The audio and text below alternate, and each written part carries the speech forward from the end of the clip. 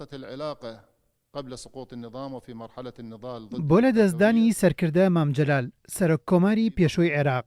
سەرخۆشی خۆم ئاراستەی خانەوادەی سەرۆک مامجلال و گەلی کورد و عێراق دەکەم داوا لە خودای گەورە دەکەم بە بەهەشتی شاد بکات چەندین ساڵ پەیوەندی دۆستانەم هەبوو لەگەڵ سەرۆک مامجلالدا لە سەردەمی ڕژێمی بەعسیشدا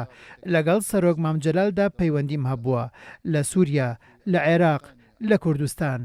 پێکەوە چەندین قۆناغمان تێپەڕاندووە مامجلال خاوەن سنگێکی فراوان بوو بەوە ناسرا بوو کە خاوەنی پەیوەندێکی فراوان بوو لەگەڵ هەموو پێگاتەکانی عێراقدا ئەو دەیتوانی ببێتە خاڵی کۆکردنەوەی هەموو لایەنەکان کە ئەوەش لە هەموو کەسێکدا بەدی ناکرێت پێش ڕووخانی ڕژێم و لە دوای ڕووخانی ڕژێمیش لە سەردەمی کۆماری عێراقیشدا پەیوەندیم لەگەڵی هەبووە لە هەردوو خولەکەی سەرۆکایەتیدا هەمیشە ئەستم بە گرنگی ئەو پەیوەندی کردووە کە لەگەڵ مامجلالدا هەم بووە جێ ڕێز بووە بە یەکەوە زۆر ئاستەنگمان تێپەڕاندووە هیچ کێشەیەکمان لەگەڵ یەکدا نەبووە هانی دەدام بۆ بەشداریکردن لە کۆبوونەوەی کۆمەڵی گشتینەتەوە یەکگرتووەکان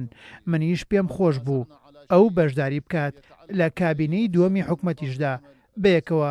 گفتوگۆی پێکهێنانی حکومەتمان کرد بەیەکەوە خەباتمان کردووە دژ بە دیکتاتۆریەت گەلی عێراق ئەو پیاوە میانڕەوە گرنگەی لەدەستدا کە هەموو گەلی عێراقی بەیەکەوە کۆکردبووەوە داوای لێخۆشببوونی بۆ دەکەم ئەگەر ئەمڕۆ لە ناوماندا بووایە ئەو قەیرانەی کە ئەمڕۆ هەیە دروست نەدەبوو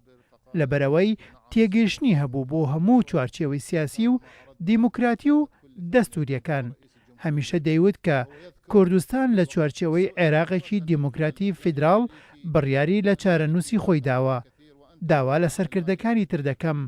کە پەیڕەوی ڕێبازەکەی بکەن چونکە ڕێبازەکەی مامجلال شایستەی ڕێزە بۆ ئەوەی ئەوە ڕوونەدات کە هیچ کامێکمان حەزی پێناکەین و ناشمانەوێت ڕووبدات ئەگەر لەسەر ڕێبازەکەی بەردەوام نەبین ڕەنگە شتێکی خراپ ڕووبدات بۆ کورد و